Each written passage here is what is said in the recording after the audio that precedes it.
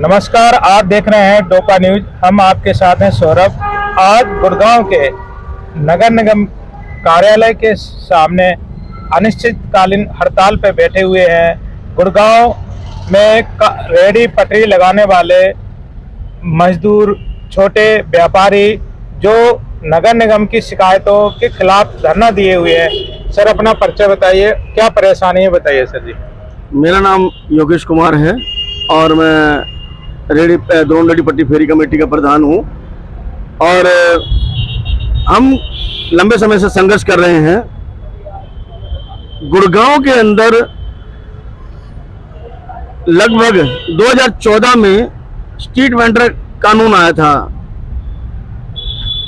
उस कानून को हमने 2015 में संघर्ष करके नगर निगम से बनवाया था और मंजूरी दी थी कि गुड़गांव के अंदर उसे लागू करवाया था। उसके आधार पर लगभग 14,176 लोगों का सर्वे किया गया, जिसमें प्रशासन ने लगभग 70 लाख रुपए खर्च करे, 70 लाख। और वो पहचान पत्र आज भी नगर निगम के कार्यालय में धूल फांक रहे हैं, जिसमें किसी भी वेंडर को कोई आज तक फायदा नहीं दिया गया है। और अब यह हालत है कि जब से सरकार आई है, बीजेपी की सरकार आई है, इस दौरान सर्वे तो हुए हैं, प्रशासन द्वारा सर्वे किए गए हैं, लेकिन सर्वे के नाम पर वेंडरों के साथ कोरा धोखा किया जा रहा है। क्यों कि जो इनका कर्मचारी सर्वे करने वाला है वो यहीं बैठ के सर्वे के नाम पर LOR का सर्टिफिकेट बना के दे रहा है, जिस पे लिखा जाता है स्टेशनरी की जगह मोबाइल। जो फिक्स लोकेशन वाले आदमी है उनको भी मोबाइल लिख के दे दिया जाता है, ताकि जो एक जगह खड़े होकर बेच रहा है उसे भी घूमने फिरने वाला वेंडर बना देते हैं। और इनके इन्फोर्समेंट की कमेटी वो जाती है, इन्फोर्समेंट टीम, वो उस कागज के आधार पर उसको उजाड़ देती है, उसको बेरोजगार बना देती है। जबकि उस कागज के आधार पर LOR के नाम पर, COV के नाम पर मोदी जी द्वारा, हम धन्यवाद करते हैं, मोदी जी ने हमारे लिए सोचा कि उन्होंने 10,000 का लोन हमारे व्यापार के लिए दिया। लेकिन आज की हालत ये है, वो 10,000 का हमने लोन ले रखा है, नगर निगम प्रशासन ने हम रेहड़ी वालों को उजाड़ दिया है। उस लोन की हम भरपाई कैसे करें, ये पर सरकार हमारे को जवाब दे, ये प्रशासन हमारे को जवाब दे। जो 20-25 साल से मैं भी एक रेहड़ी लगाता हूँ सदर बाजार में जैकमपुरा में मैं रेहड़ी लगाता हूँ, सदर बाजार के नजदीक।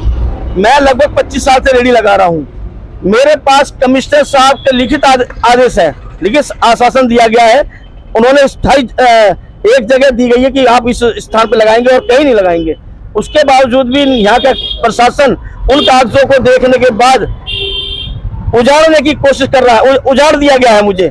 और मैं आज मेरे हालात ये है कि बच्चों की ना स्कूल की फीस दी जा रही है, ना बच्चों को खाना पीना के, मैं खर्चा कहाँ से लाऊं? जो बच्चे पढ़ाई कर रहे हैं उनको क्या मैं सड़क पे लाके भीख मंगवाना पड़ेगा क्या हमारे को? मैं ये प्रशासन से, इस सरकार से अनुरोध है कि इस पे, इन रेहड़ी वालों के जो आज समस्या हो रही है, इस पे ध्यान दे, ताकि गरीब आदमी जो सड़क पे आज अपना काम कर रहा है, रोजगार कमा रहा है, अपना घर चला रहा है, जिससे उसको ना उजाड़ा जाए। नहीं तो हम इस आंदोलन को जब तक चलाएंगे जब तक प्रशासन या सरकार हमारी नहीं सुनेगी, और हम इसका मुकाबला मजबूती से करेंगे और आगे और संख्या बढ़ा के इस आंदोलन को तेज करेंगे। ये हमारे प्रशासन को चेतावनी है।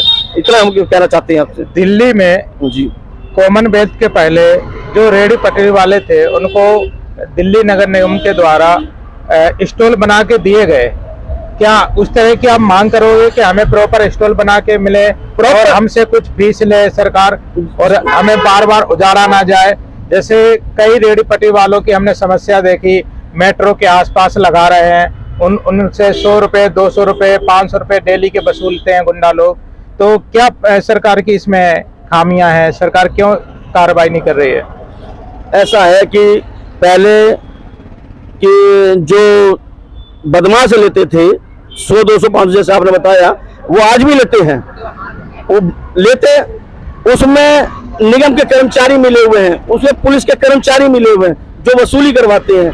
प्रशासन का जो अभी मैंने आपको बताया LOR सर्टिफिकेट जो CO भी दे रहे हैं, उसका मकसद ही यही है कि इनको उजाड़ने के बाद इनसे वसूली की मांग करो और उसके आधार पर उनको जगह दो, ताकि वो वसूली के लिए मान जाए और मोटी रकम हमारे को दे।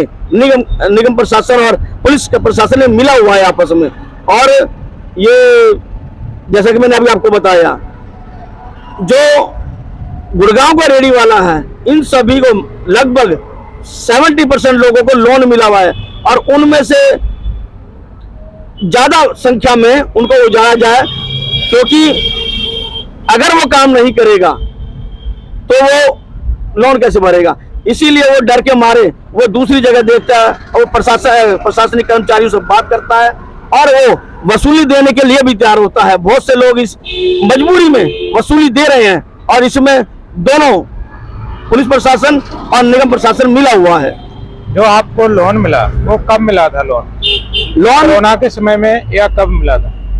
कोरोना के समय में प्रधानमंत्री द्वारा इन्होंने शुरुआत की थी लोन देने की कि लोगों को मिले, लेकिन उसके बावजूद भी वेंडरों को लोन नहीं मिल रहा था। पहले यहाँ पर होती थी टाउन वेंडिंग कमेटी की मीटिंग, जिसमें अधिकारी होते थे, हमारे को बुलाया जाता था, हम उसके मेंबर थे, लेकिन लगभग साल भर से कोई मीटिंग नहीं हो रही है। लोन दिया जा रहा है, लोन आज की हालत ये है कि घर से बुला के लोन दिया, जो रेडी वाले नहीं है उनको भी लोन दिया जा रहा है। मेरे पे कुछ शिकायतें हैं, जो लोन नहीं लेने जाते, जो आपके घर से एक रोटी एक कपड़ा लेते हैं, एक रुपया एक रोटी लेते हैं, उनको भी जबरदस्ती बुला के उनको लोन की डिमांड रखी जा रही है उनके आगे, और रेडी लगवाने की उनकी मांग रखी जा रही है और उनकी कोशिश की जा रही है कि उनको लाइसेंस, जबरदस्ती लाइसेंस दिया जा रहा है, जबकि उनका कोई मकसद नहीं है कि उनको रेडी लगे। इससे पहले भी प्रशासन ने इस तरह की हरकत करी थी। लगभग 1,06,000 में इन्होंने ठेकेदारों द्वारा रेडी बिकवाई थी, जो कि हमने उस टाइम भी विरोध किया था, गलत था। हमने मांग की थी कि गुड़गांव के अंदर 122 सेक्टर है, उसमें वेंडिंग जोन बनाई जाए, उसमें उनको जगह दी जाए, वेंडरों को जगह, वो रेडी वो अपने आप बनाएंगे।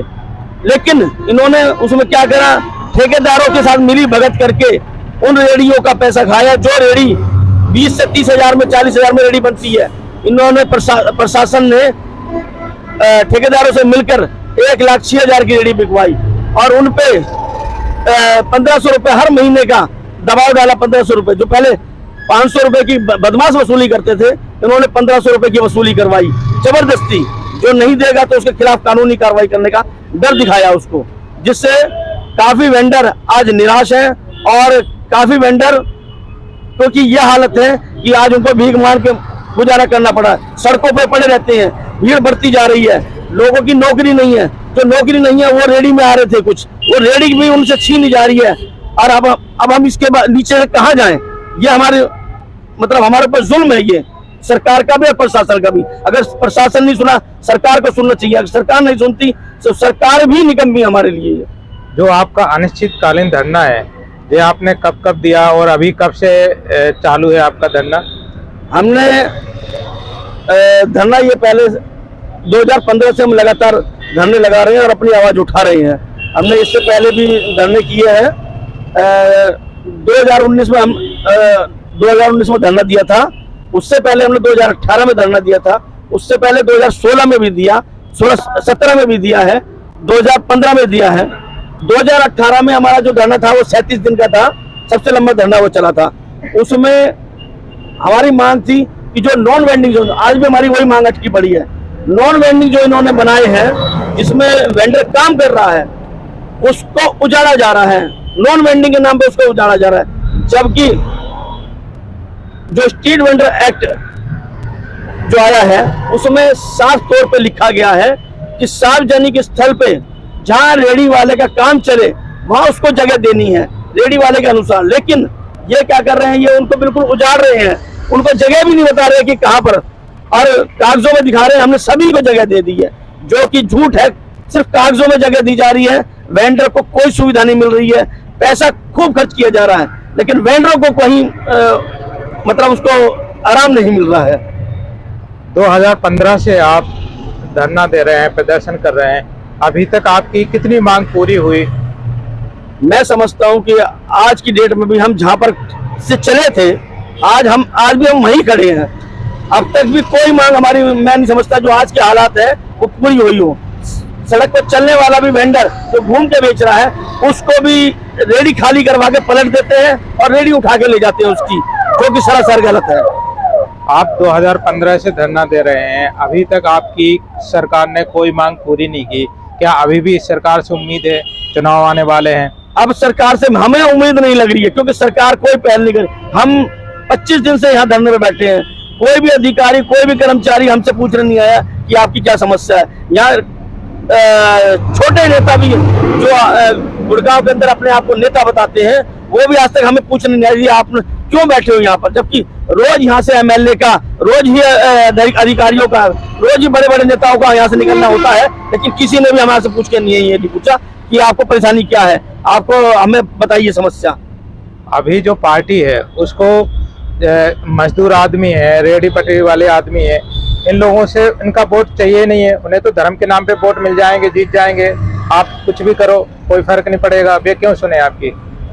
यही हमारे लिए दुख की बात है कि हम जो मजदूर लोग हैं, हम लोग धर्मों में बढ़ जाते हैं, जबकि मेहनत इसका एक ही धर्म है, मेहनत करके अपने परिवार को पालना, ये सबसे बड़ा धर्म है। किसी को परेशान ना करना, ये सबसे बड़ा धर्म है।